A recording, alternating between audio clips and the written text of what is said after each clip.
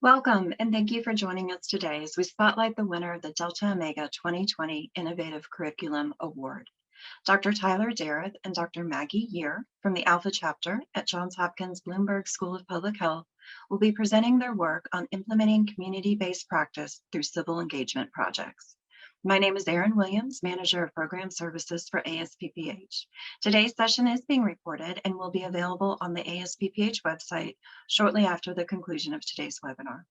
Please note that attendees may also receive continuing education credits for the certification in public health credential. You can ask questions or submit comments in writing at any time during the presentation by clicking on the Q&A button at the bottom of your screen. Our presenters today encourage all questions and comments and would like today's presentation to be very interactive. During today's webinar, our awardees will be answering the question, can community-based work be done without physically being in the community? Our presenters will discuss the coursework they designed in which public health students developed and utilized their skills and evaluation in partnership with Baltimore community-based organizations. Furthermore, they will be exploring the innovative instructional framework employed in this course called Critical Online Service Learning, or COSL. It is now my honor to introduce our presenters for today's webinar. Dr. Tyler Dareth is the Associate Director of SOURCE and faculty in the Department of Health, Behavior, and Society at Johns Hopkins Bloomberg School of Public Health. And Dr. Maggie Year is Assistant Scientist in the Department of Molecular Microbiology and Immunology at Johns Hopkins Bloomberg School of Public Health. Thank you all for joining us today. Please join me in welcoming Drs. Dareth and Year. Hey, everybody. We're really glad to be with you today. Let me just share my screen here.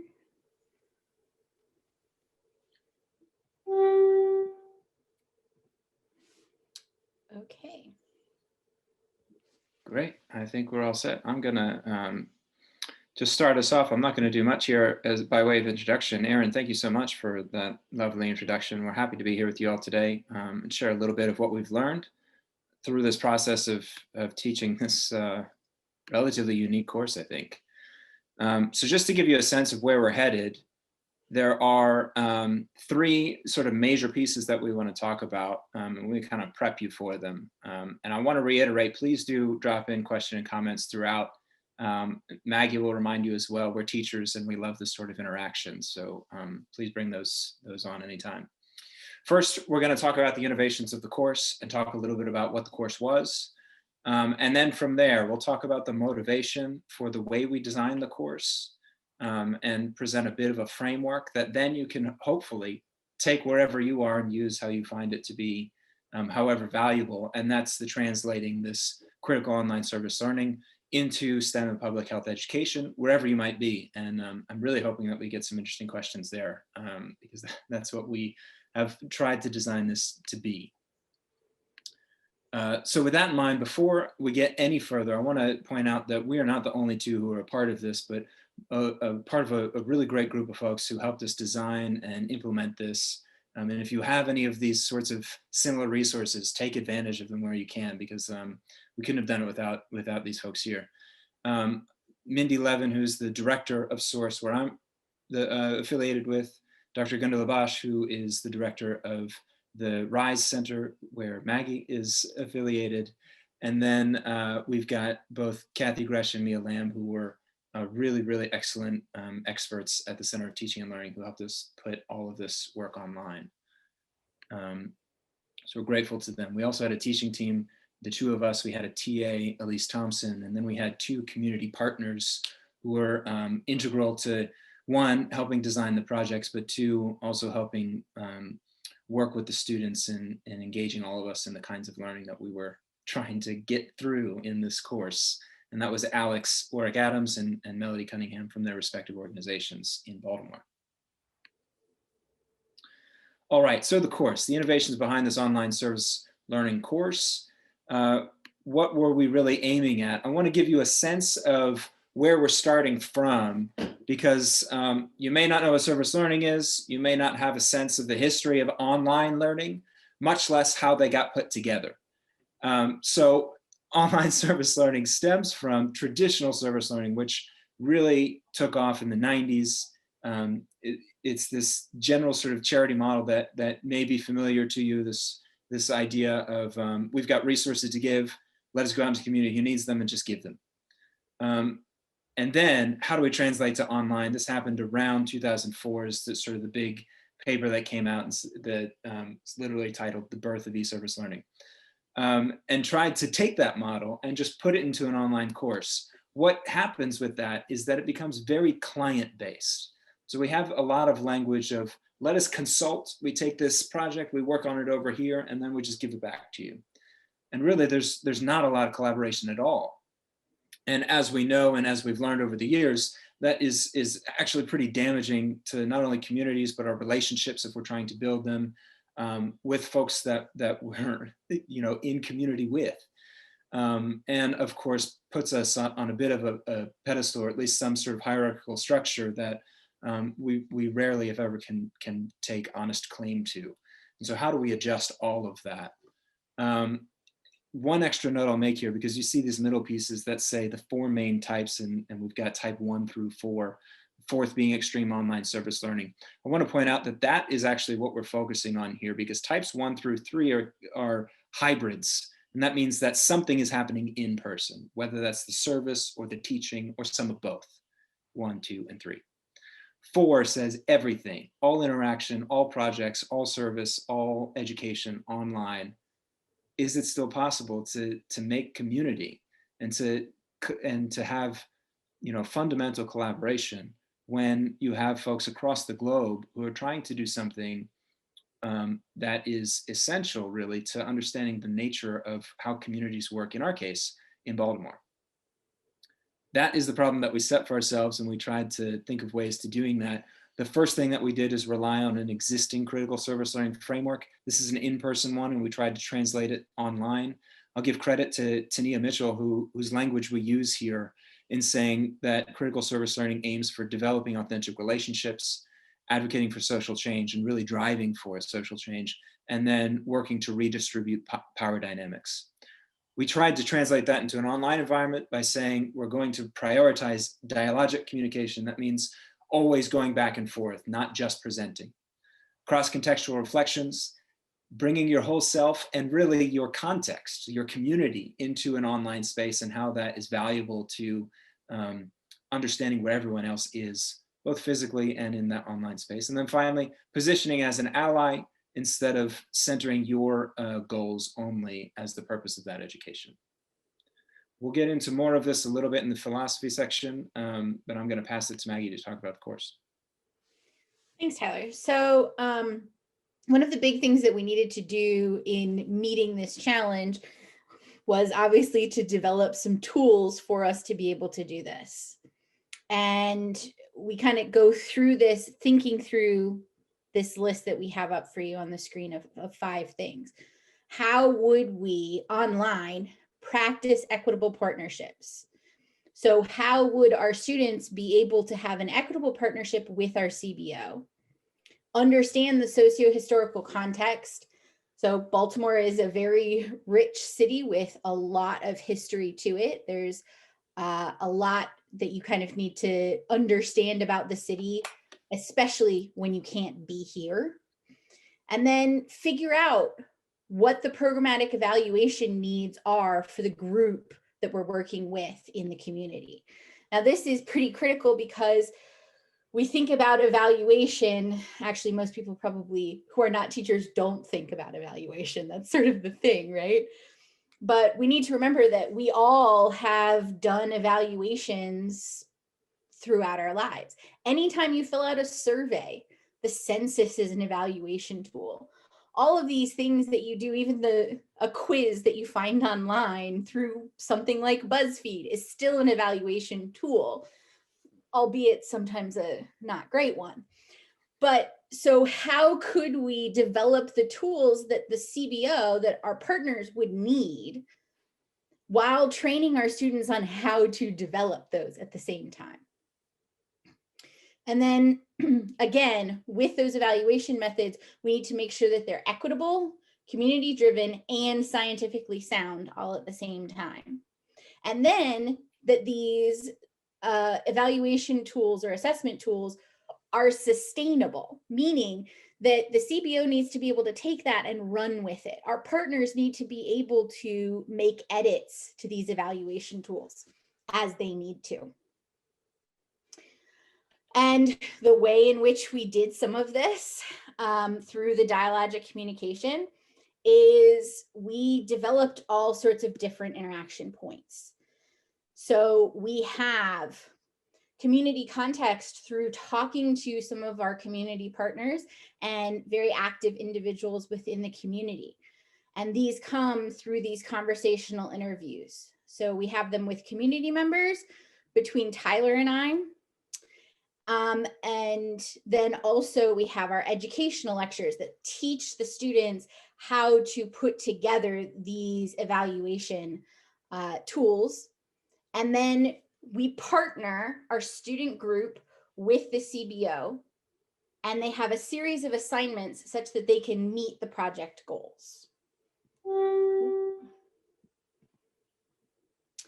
And again, for this dialogic communication, we have a series of different techniques built in. The students use VoiceThread to do virtual introductions to each other, and those develop into these VoiceThread conversations where people are responding to each other back and forth. We have those conversational interviews I just talked about. We also have discussion forum prompts, and we have Zoom meetings built in. So we have, you can watch a video about a conversation between the CBO and one of the instructors. You can also meet all of your fellow students through these conversations as well as the instructors. And the discussion of these community issues in the conversational interviews, and we take on some weighty topics like justice and racism. And when it comes to Baltimore, there are divisions by race that we call the white L and the black butterfly. And then different educational aspects of the course. What are evaluations? What are the types of evaluations? And then connecting those to our everyday lives. And then in the discussion prompts, we drive further into a reflective practice to encourage a deeper level of communication. We really did see this as we were moving through the course, that students were really communicating with each other on a deeper level than I've ever experienced in another course that I've taught. So the course is online, but we have these in-person meetings in the Zoom meetings that really do help with comfort of conversation for everybody that's involved. I see a couple of questions here, so why don't we try to address those before we move on? So this course, the question I have here is, what level course was this? Was it an evaluation course or evaluation just part of the service learning? Okay, so Both. right, you can't do one without the other in this class. So Tyler, do you want to take that one? Sure. Yeah. To try and answer this question, and feel free to follow up if we don't get to it completely, but the content of the course was community-based evaluation. And so what are the methods of evaluation that prioritize and value community processes and goals? And how do we train students to become public health professionals that can integrate themselves into community processes that necessarily require evaluation? Of course, you need to evaluate that process because it's a course. And so evaluation is also a part of the service learning practice there. And the other question here, were Zoom meetings required or optional? Zoom meetings, we only had 2 for the course, and then they had to do in their groups with their partners 2 different Zoom check-ins. So of the 4 across the whole course, we asked that everybody attend those. Although this was at the very onset of the pandemic, so we were especially flexible this time around. And we did have people in different time zones. I think we had a total of 4 different time zones. So allowing the groups to work together to establish with their CBO partners to establish what would work for them was really helpful. And I'm sorry, Michael Dooley, I don't quite understand your question.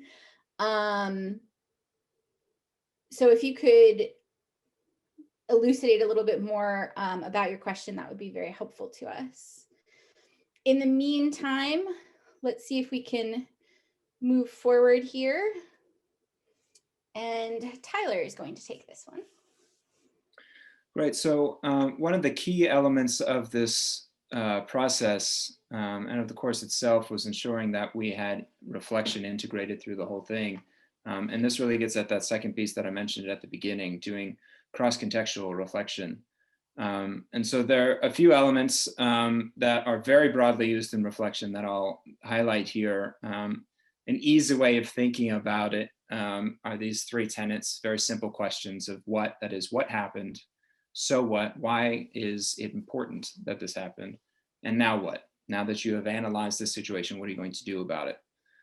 And we highlight these three questions because there's a sense, I think, sometimes when you think of reflection, that it's a question of only how you feel, rather than how you feel in relation to intellectual work and academic work and social and community work.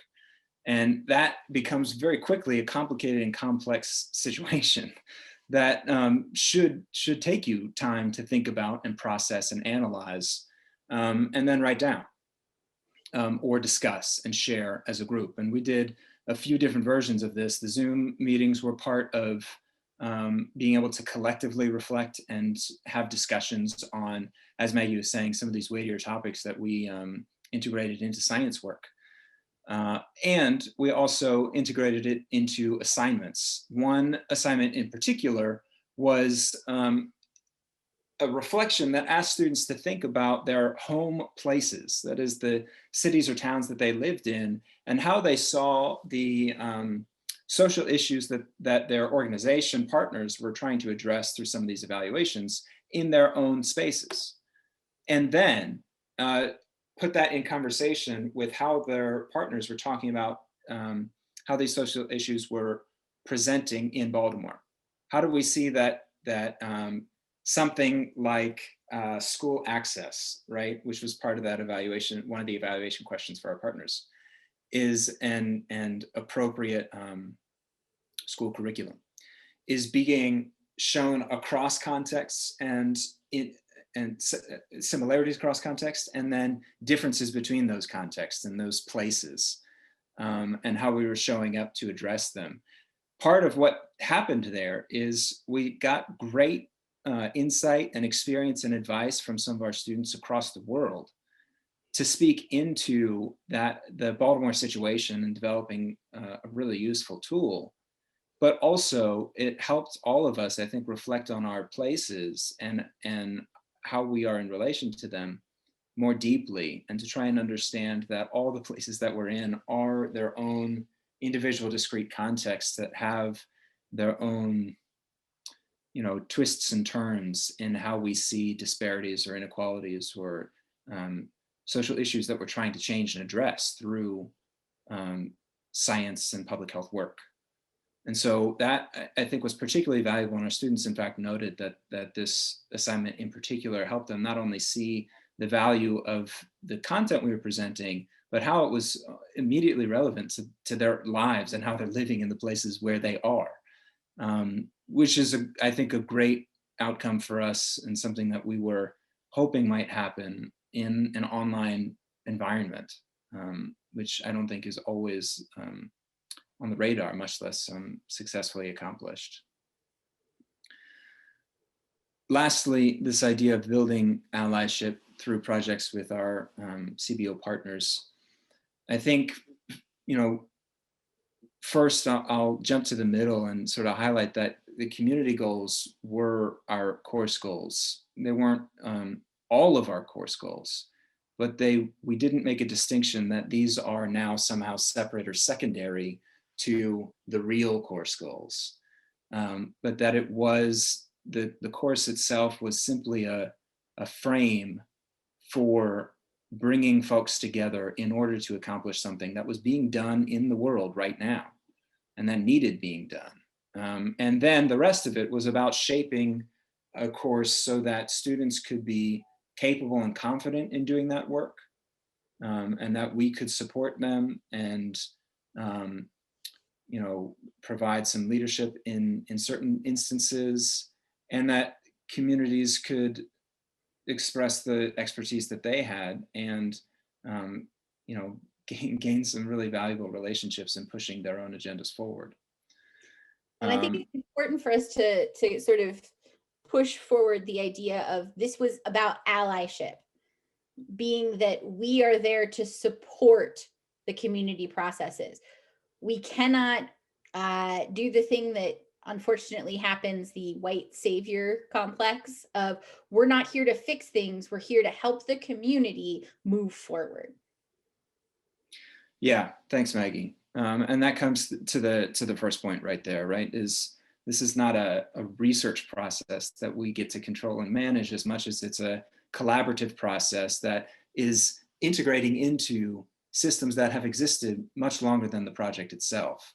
And when we get the view of this goes beyond a term, this goes beyond an isolated project, but is integrated into how organizations are always working already in their communities. I think in a sense you can only come with humility to that because you've not been there for the whole thing. But of course we understand and try to help students understand the ways in which their expertise can show up, and that they are able to contribute. It's not that they're doing nothing as well. And so they are working with partners in that instance, and there is some deep collaboration that can happen there. The last thing I'll note is that we often talk, I think, in service learning spaces about becoming parts of communities. And I wouldn't say that that was necessarily our goal in doing online service learning, nor necessarily should it be in doing more traditional, at least in-person modes of service learning. And that, I think, also is covered in this allyship identification, which is to say, we don't expect you in a term to become a part of a community. That is far too tall of an order, and we almost set you up for failure if that's our expectation. But we do expect you to ask questions and to listen and to hear the goals and to try to follow through on what we've been asked to do. And in that way, I think we can come alongside communities and be partners with them in that process. And so I think it's important to also realize and temper our expectations of what can be accomplished in these spaces, is that we're not asking someone across the country to now become part of a Baltimore community, but rather walk alongside a Baltimore community for this project. Here are a few words from our students and partners on the value of this course. I'll leave these here, and I'm seeing, I think, more questions roll in. Maggie, I'll pass it to you, and we'll take another little pause before we get to some of the framework behind this work. Okay, so let's see.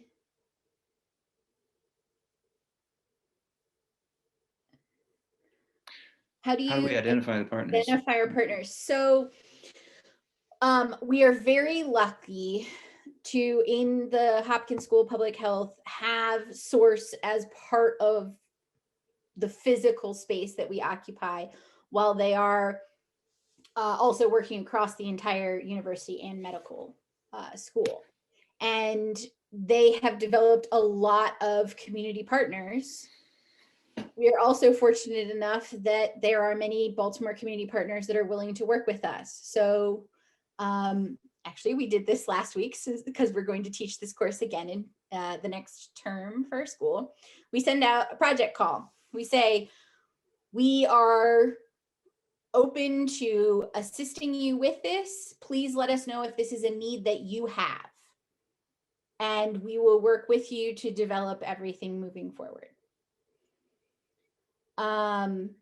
So yes, to answer the next question, I think they are sort of linked together. The CBO partners are involved in the courses. We have conversational interviews with them. They actually are an integral part. We consider them part of our teaching team. But as they are leading these community-based organizations, they have a little less available time to come and assist us with presenting this work. So we thank them and give them as much credit as we have for developing this course, because Without them, this course doesn't exist. And I'll note the where possible, the importance of having some infrastructure around these relationships. So the center that I'm affiliated with, Source, is our Communication and Service Learning Center for the Schools of Public Health, Nursing, and Medicine at Hopkins. And we have, in some cases, extending almost 15 years long of a relationship with at least the organizations, if not the people who are working on these projects, which is a huge, huge asset in ensuring that we can sort of jump into the deeper work of trying to build relationships in an online environment, and jumping into deeper conversations of they're sort of ready to dive into questions of socio-cultural contexts and disparities and my little one in the background, sorry, y'all, working from home. And that's really valuable, especially when we're short on time, to be able to jump in and build from a place of trust already, instead of needing to build out that trust while you're also trying to work on a project. I think is actually really valuable. Yeah. So Amar asks, how many community partners are there and how many students in this class? So as unfortunately with most of the questions, the answer here is it depends. A lot of this work depends upon flexibility. So as we were teaching this class for the first time, the first week we started the course, we went into lockdown. So we had to pivot very quickly. Things were changing every day. The number of students in this course, which also for the School of Public Health does count as a practicum course for those completing a master's in public health. There were 10 students in the course. We have a maximum enrollment of 20. And we had, for the last iteration of the course, 2 community partners. And you can see a comment from each of them on your screen now. Okay, so hopefully I've addressed all of the questions. There also seem to be some comments for conversation later. And so now we're going to get into the philosophy behind the critical online service learning. Yeah. So just as a reminder, at the beginning here, we started from a place of using this critical service learning framework, trying to rely on building authentic relationships, and then moving for social change and redistributing power dynamics. And then we asked ourselves a couple of questions. How does this translate online? And what does this look like in the classroom? Are there differences there? I think, some of the challenges we almost immediately encounter are building authentic relationships and how interrelated these are, right? Building authentic relationships almost requires a redistribution of power in the classroom.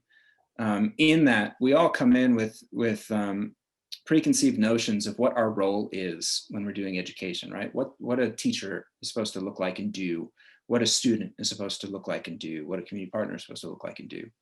And in very traditional modes, that quickly falls apart when you're asking for doing collaborative work in the name of some issue of justice. That is, I can't mandate how this goes as an instructor, or I can't just talk and do presentations and lectures. And students can't come only expecting to learn, right? But they need to come also as experts in their own experiences, and provide that to the discourse. And then community partners, right, are not sort of add-ons, but are fundamental to the learning process that we're engaging in the curriculum itself. And so how do we redistribute those roles, right, and along with that, those power dynamics, to the advantage of developing authentic relationships? And really what we mean by authentic relationships, we haven't quite used this word yet, but I'll use it here in our aims of trying to really facilitate transformative learning experiences over transactional ones. And what we mean by that is when we can sort of redefine how we're showing up and how we want to be together as a group, there's a kind of transformation in how we are showing up in a space. That is, I have decided, or we have decided together, to do this fundamentally differently than just I'm showing up for a client and I'm going to do the academic work. The other side of this is that you need to bring more of yourself into that space. And in many ways, you need to be more vulnerable, and you need to provide a space in which you allow folks to feel like they can be more vulnerable in that environment, which means adjusting, as was noted earlier, right? How do you do evaluation in service learning spaces? Adjusting the way that we try and measure, and adjusting the ways that we try and recognize whether this is a good thing or not that's being produced. That the process itself is actually a very big part of understanding whether this is a good thing being produced.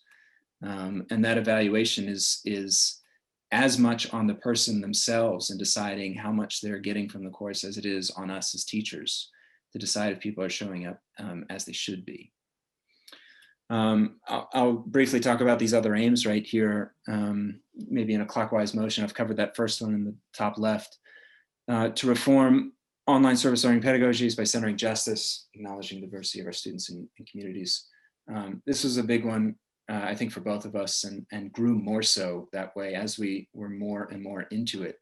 And just understanding how much our partners are every day doing this kind of work in centering justice and working and serving communities all the time, and how important that is, that orientation is, let's say, for specifically driving for change instead of just learning a concept.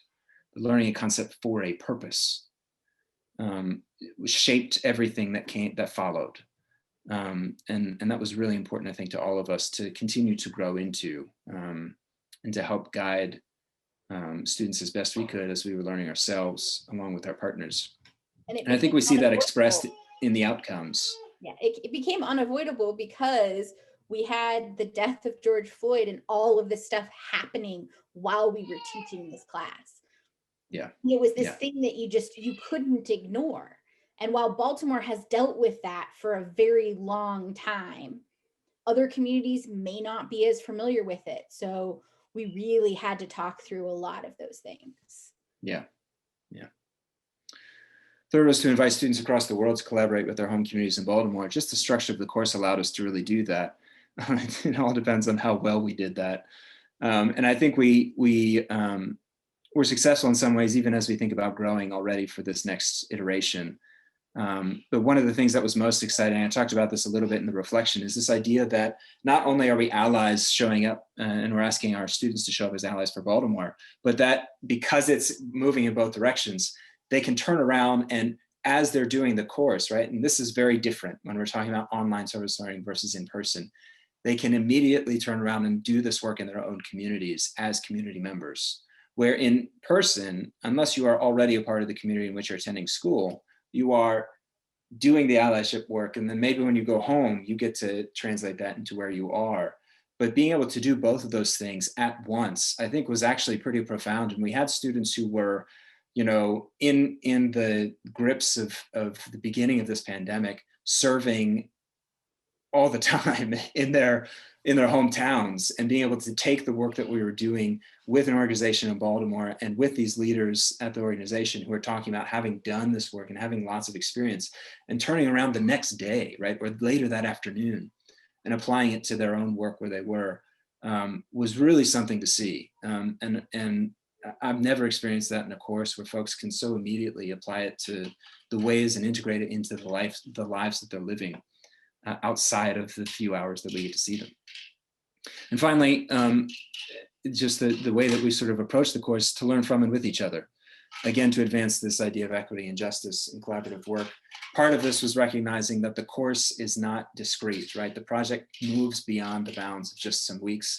And we saw this happen where students stayed on and worked with the organization beyond the term because they felt sort of driven and compelled to keep going with that organization, even though the project had ended.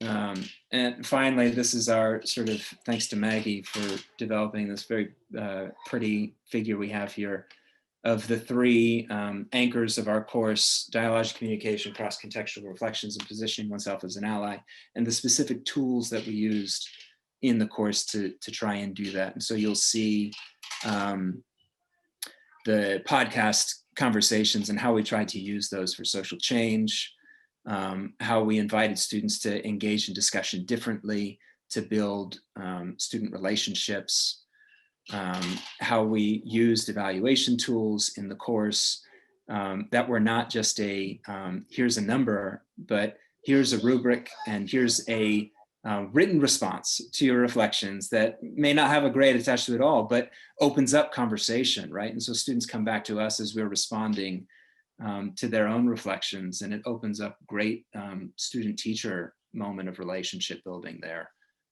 That is, I won't say evaluation, right, because we didn't attach a number, but a form of assessment that lets us know how to move forward in the course. It was actually extremely insightful for making sure that we were showing up as responsive teachers in really in a time when we were all very sort of anxious and vulnerable. Not that that's gone away, but that we were able to allow that to enter in more than we might otherwise. Okay, and I think we have maybe another question or two before we move on to the next topic. Our community partners paid. In this instance, they were. We had a grant to do this. Whenever possible, I suggest that because, of course, as instructors, we're getting paid. But we also, at Source, we don't always pay in money because we're not always a well-moneyed organization. But we do try to always have reciprocity in mind. And so that all depends on how we might shape that, right? And some of that even is in doing some projects and work that if they were going to hire a consultant to do that, they're no longer hiring a consultant, right? And there's value in that as well. And I just want to come back to a couple comments that have been made in the chat that really sort of drive home this point where we need to change the way that we communicate such that we are not the instructors, that we change this power dynamic. I think there is a comment that we are both young and may not seem like a traditional teacher. Well, I think between the two of us, we have over 30 years of experience teaching. And, looks can be deceiving, but also that's sort of the point. We need to work as partners. We need to not view this structure as instructor and student. It is, everyone is a scientist and a researcher. We just have different amounts of experience, and we are there to mentor each other because let me tell you, I learned a lot from the students in this course, and I was very thankful for that.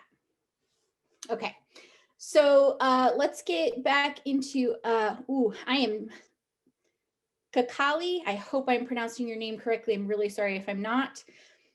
So we mentioned the advocate for social change and work to redistribute power as part of the framework. And if you're wondering if the students worked with the CBOs or directly with people in the communities, or were they the same people? So the students work with the CBOs, and the CBOs are almost always community members. So those CBOs then are working with the people in the community. So the CBOs get the information from the people in the community, projects that they need to develop, things like that. Then they need to get these assessment tools or evaluation tools in order to evaluate how those programs are going, so on and so forth. So we then, our students work with the CBOs directly to develop those tools. Okay. Yes, and this one in particular, I don't think this always has to be the case, but when we're talking about doing something like organizational capacity building through evaluation tools, it makes sense to work with the organization more closely than, say, actually conducting the evaluations, which in some instances might be appropriate, in which case you're engaging with community residents who aren't part of the organization. I see also in the chat here, before we jump into this last piece, Omar commenting that it's an undergraduate course with 50 students and you're the sole instructor, which I totally recognize those limitations. And in many instances, the privilege that we've had in being able to do a smaller size with having many people to make this work. Although I do hope that in this, you hear that the adjustment of roles especially means that you are not the sole provider of a lot of the information. And so a lot of the work actually in doing this the kind of pedagogy is getting everybody on board with the idea that they don't have to come to you for every single answer, and you don't have to facilitate every single process, as much as equip everybody to be able to show up in the spaces that they need to and understand who and where to be asking the questions that they have, and that you can do the same thing, right? And so in some ways there is a sort of it's scary. I'll give you that, but a letting go of some of the control that we hold on to as instructors and letting other people fill in that space. The important piece to remember there is how to structure that so that it doesn't always feel like chaos. It will feel uncomfortable, but you can have a guide to point to folks to say, when you're feeling uncomfortable about this, remember that this is how we designed the course to be, and go back to our sort of ground rules about how to go about doing this, so that you don't have to manage every single, micro interaction that's going on there. Yeah, and Amar, really, if you'd like to stick around afterwards or get our emails, we're always happy to chat with you further about this. But hopefully you can get some of these tools to build in on the back side to make the teaching side a bit easier, or the interaction with the student side easier. And that is what we've tried to do with this whole thing. So it's also a great transition. Let's talk about how we can translate this theory into public health and STEM education. So one of the things that we talked about, and if anybody's interested in further hearing about this, we will have an article coming out in JMBE sometime in the next few months, in their Teaching in the Time of Crisis edition. So one of the things that's a big problem in STEM public health disciplines is that we often, as researchers, separate ourselves from the subject matter. So STEM disciplines are considered racially neutral. And this is how it's been for a very long time. And it's how I was taught. But I was never comfortable with it. And I was very fortunate to get to team up with Tyler and do the work that we're doing now. Because I firmly believe that one of the big things that's holding these research areas back is by not actively working for equity. So by not actively working for equity within these disciplines, even just within a small cohort or a class, we maintain the inequity inherent to our society as the status quo. So at this point, I kind of pose a question to all of you, which is, how do we face the role that racism plays in our everyday lives, including in the STEM classroom, labs, and then in the field, when we're doing research, when we're doing our work, even when in the classroom, when we're teaching? And I think that both Tyler and I have posed this question to ourselves and to each other multiple times in developing this course. And it's something that we have to continue thinking about. And I don't know that either of us really have an answer to that question, not a complete one. So I'm actually going to leave that there. If anybody would, I would really like to be able to have all of you unmute yourselves and just participate in the conversation. But that's not how these things unfortunately work. Okay, so the idea of how to apply this universally in any classroom is to use reflection, to really, that slide that Tyler was talking about earlier, to really think about the what, so what, now what. And this can really apply in so many different contexts. And then engagement, breaking down that power structure and allowing the students to come forward as equals, but with less experience. And our attempt to move through the dialogic communication, the positioning oneself as an ally, to move from a contract, which is what e-service learning began as, to a meeting point. If we can create this place that, yes, you can't be there in person, but you can see it as a meeting point where you can have these interactions, these cross-contextual interactions and cross-contextual reflection that then comes back and immediately applies in your life, in your context, where you're living in your home place, and can also contribute to another community. At that point, we're really getting somewhere. Yeah, and I'll say this, and this is one of the places we're trying to grow even more into, is in doing that, really making, we've talked about this tripartite idea of having instructors, students, and community partners, but I might throw a fourth one in there of trying to make Baltimore itself a sort of character of the course, right? There's so much work to do when students can't experience or get a sense of experiencing a place by just being in it, that we tried to put in a lot of measures and a lot of tools to make sure that Baltimore was present in this, right? And so we have podcast series that we're integrating that is just people from Baltimore telling their stories, right, that are close by in the same neighborhoods as our partners, to try to get a sense of lives that are lived in these places and what that might be, not as a representation of a city, but as a representation of lives that are lived in this kind of city. And we ask our community partners to really show up and try and describe not only their organizational context, but their personal contexts and histories, and their neighborhood contexts and histories, and do a bit of some history lessons right in the middle of doing science lessons, because getting a sense of place is so important when you are floating in virtual world. And the beautiful thing about this is we've designed this for Baltimore, but there is no reason that it can't exist in any city space community. With all that the internet can provide, you can find these pieces of information and data and people talking about their own lived experiences in their own communities.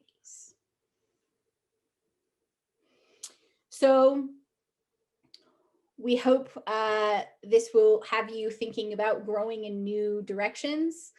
One of the things that came out of this work for us is to think more about the inequities that you see in your own community and in other communities that you may not be a part of, but you can develop a connection to. And think about how you can work to change those inequities in your own community and help other communities grow as well. Because we now, all of the wonders of the internet and seeing everything that we've learned from this pandemic and staying at home, we see we have to develop new ways to interact with each other. And we can do that at great distances in new ways. Yeah, and I hope through this presentation that you have realized that our second question sort of comes with a necessary beginning response, which is, how are we going to work to change them? Always in partnership, always in collaboration and learning from each other. But what does that look like? Changes all the time because we're in different places and with different partners and different issues and different contexts. But we need a structure that can organize all of those things. And that's what we've tried to do here, is figure out ways of organizing all of that instead of saying, we can only do that in person. We're just not going to address it in virtual spaces. And one of the big things that we all have to get comfortable with it if we are in positions of authority is removing our own authority as much as we can and being comfortable with being uncomfortable in conversations that need to be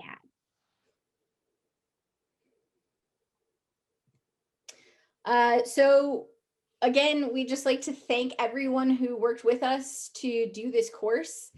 We will be teaching it again in the 4th term at our own university, and we really hope that these tools can help more people utilize everything that the online environment can be, and all of the different interaction points that we've pointed out here. About 10 minutes for final questions or thoughts. Invite any sort of discussion that's possible in this forum. Speaking of dialogic communication, right? So please do send those in.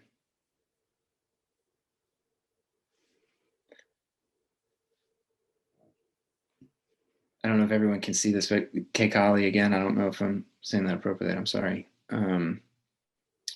was mentioning the importance she is teaching a service learning course with Habitat for Humanity, the importance of valuing learning lived experiences as part of the project and actually fundamental to what the project is about. Which, thank you so much for that comment and that insight. I think that's a lot of what we're getting at. And if I can even expand onto that and not only learn that as if it's one directional and that students must learn what these experiences look like and are like, but to do that in conversation, right? And that we have our own experiences that influence and are influenced by those lived experiences of folks who are moving into these homes, and that can not only adjust the way that we as people try to show up in this work, but how we as people show up in relation to the social and historical and cultural contexts that have contributed to why these lived experiences are so powerful and transformational. It's doing the systems work and the personal and interpersonal work all at once, which is always tough. And because I've closed my email so that I can't pull up Tyler's email and I don't remember it, I'm going to ask him to put his in as well. But I've put my email into the chat. If you are interested in following up further, we are more than happy to chat with you. And yes, intersectionality is a big part of a lot of this.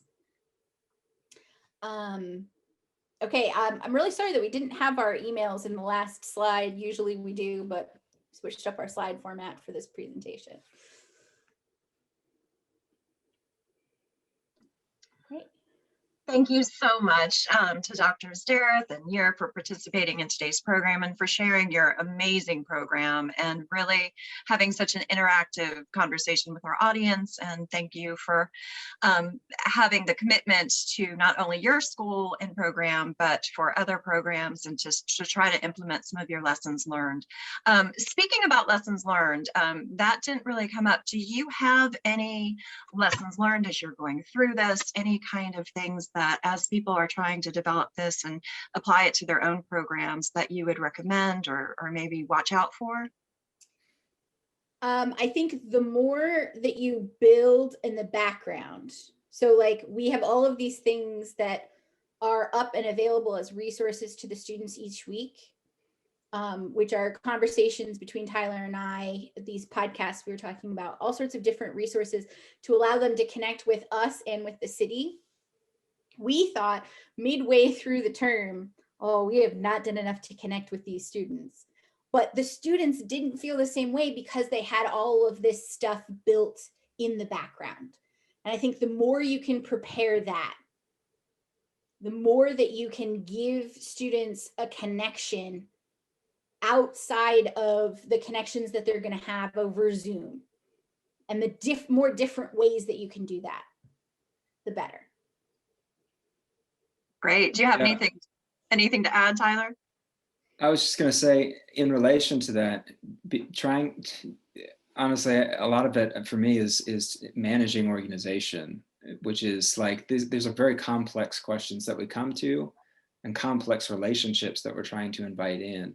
And so how do you keep this organized, especially for folks who are entering into this environment perhaps for the first kind of time, right, expecting a certain kind of educational experience and getting something very different. How do you organize that kind of dissonance? And a lot of that comes in through what Maggie was saying, not only the conversations we have, but every week we had a 2-minute video that says, like, here's what you're doing this week. Here's how this is going to work. They get to see our faces, but they also get to know that, like, okay, for this week, here's the parts that I'm thinking about, because it can get pretty tough. We're asking, in some ways, a lot of everybody there. And as much as we can show up to be the backbone of that work, I think was really important for us. And you may have heard us say term. Our terms are only 8 weeks long. So we had an exceedingly short period of time to make these connections. And I think the only other thing I would say is to come to all of this with patience and humility. Not ever thinking that you know enough. Well, thanks to both of you. It's apparent how invested in this program you are and how innovative it is. And I can certainly see why you are the 2020 Curriculum Awardee for Innovation. So thank you so much. As a reminder, this webinar was recorded and it will be available shortly after processing on the ASVPH website. You can also earn 1 CPH, continuing education credit, for participation today. I'd like to point out that we do have an upcoming webinar that you might find interesting, electronic hallway conversation on racism in the classroom. It should be a really dynamic presentation, so we hope you can join us for that. We also would like to plug our annual meeting. Registration is now open. We have a tremendously talented plenary speaker panel, lots of innovative sessions, workshops to participate in, so we encourage you to join us. And that does it for today's webinar. Thank you so much for joining us. Congratulations again to Drs. Dareth and Ware for winning the Curriculum Award for 2020. Have a great day.